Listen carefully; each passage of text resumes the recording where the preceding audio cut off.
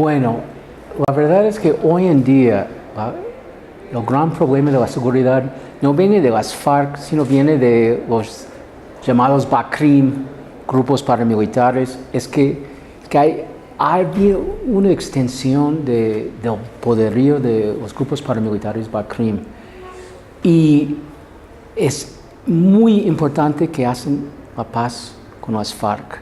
Ese es el primer paso de hacer una paz comprensiva. Pero hay que enfrentar a estos otros actores. Hasta ahora, con la guerra contra la guerrilla, no ha sido posible para el Estado porque hay demasiada tolerancia dentro del Estado y dentro de la sociedad para esos grupos.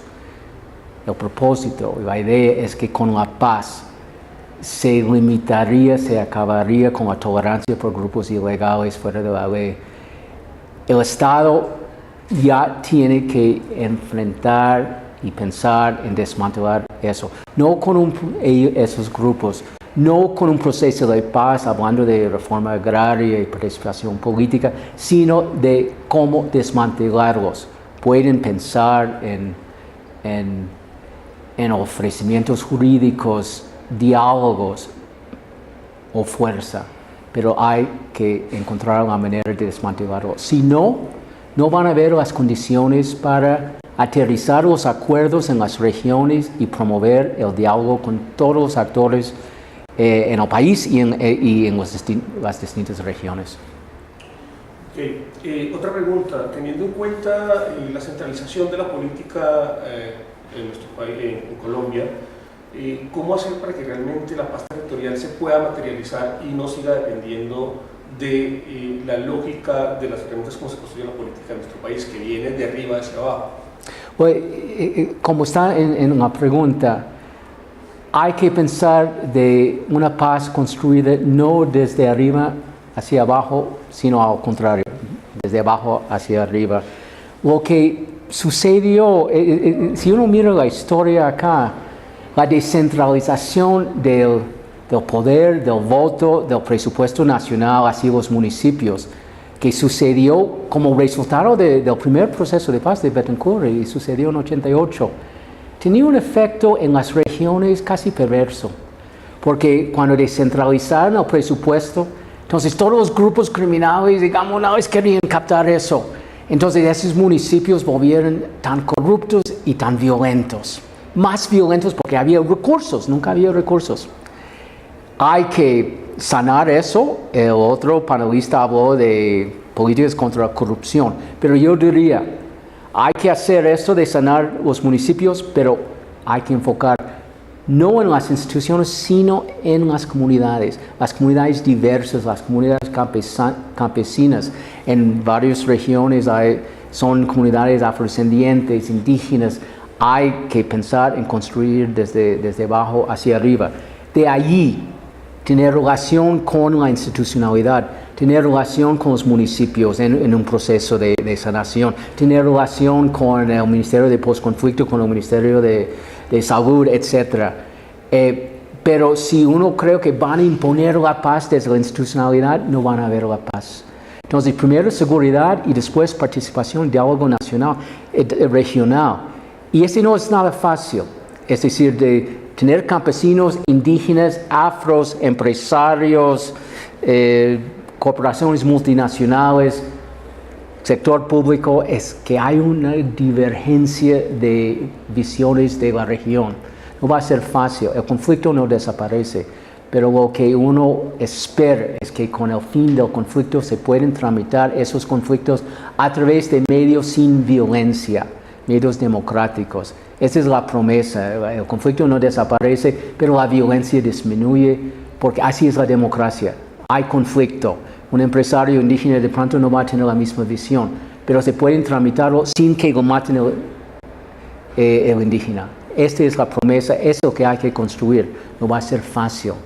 Pero con el acuerdo de La Habana, yo creo que es un paso significativo.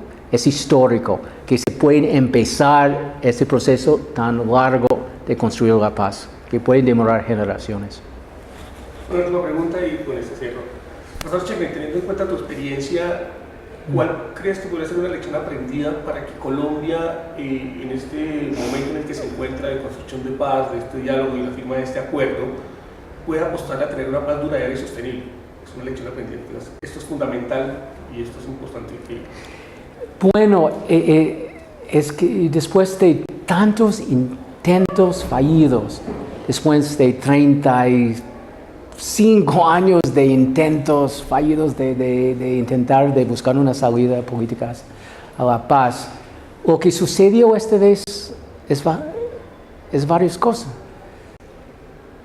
Uno, tanto las FARC como el gobierno llegaron a la mesa con un gran compromiso por la paz.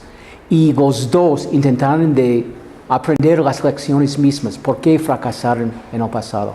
Eso es muy importante. Y estructuraron una agenda realista. Si uno mira la agenda de Caguán, era de 12 puntos y 45 subpuntos. Este es realista. No todos los problemas del país, pero los problemas claves, agraria, participación, droga, víctimas. Y esta es la segunda parte. Este proceso, distinto de los otros procesos, hay la participación de víctimas.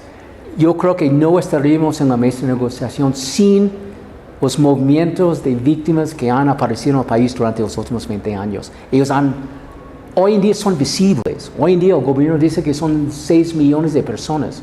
Imagínense hace 10 años de decir hay 6 millones de víctimas en el país. Sería subversivo decir eso. Pero hoy en día son visibles. Deben ser aún más visibles, pero su presencia, su presión, su movilización han cambiado todo. Y es increíble. En la mesa solamente hay FARC y gobierno, no hay más. Pero han ido los víctimas allá, han hablado y han escuchado. De escuchar Iván Márquez hablar con una víctima y pedir perdón. Es impresionante, casi inimaginable en el pasado. De escuchar a las FARC hablar con un lenguaje de derechos humanos, de reconocer las víctimas, de pedir perdón. Es algo nuevo. Parece que han nominado unos colombianos para el Premio Nobel de la Paz. Y es interesante que sería el presidente Santos, Timochenko y 5 víctimas. Me parece bien, capta este proceso.